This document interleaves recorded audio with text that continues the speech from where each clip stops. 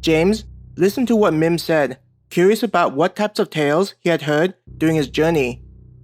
At the same time, he could agree about how merchants allowed for an easier exchange of information, in addition to the guild, which also had a strong information network with their hundreds, possibly thousands of branches all over the continent.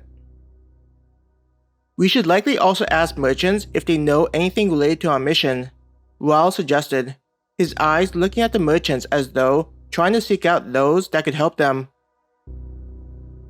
Until Raoul had mentioned the merchants, James hadn't even considered such an option. We may need to travel to areas that don't have an adventurers guild nearby, Adam suggested. Raoul looked at Adam with a raised eyebrow as though asking where he based such a conclusion. Shrugging, Adam said, "I'm just thinking that if the guild was nearby, then they'd already know about the information. I think that the guild would already know most of the information that merchants gathered during their travels." "Why do you think that?" Peter asked, confused by what Adam was saying. "Isn't the guild an organization that has a strong intelligence gathering capability?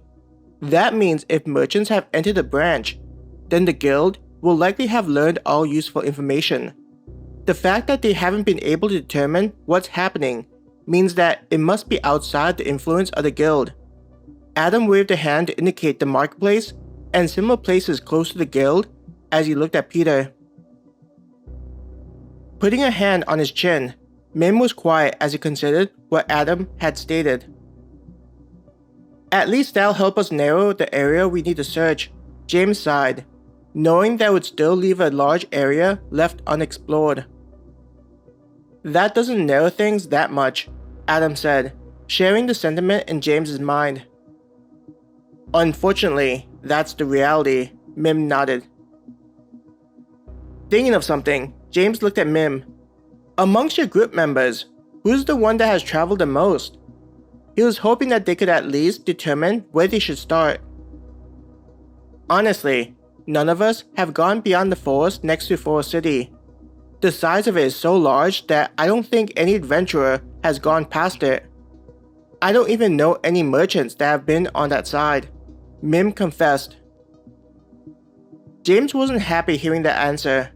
The fact that the rock bears moved into the forest meant that they came from someplace next to or close to the forest. But Mim's response destroyed the idea of lessening their work on the mission.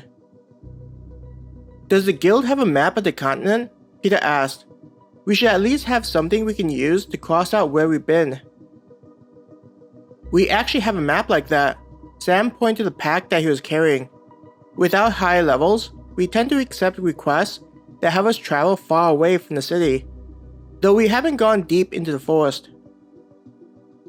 The map is something we got from the guild, so the quality is guaranteed.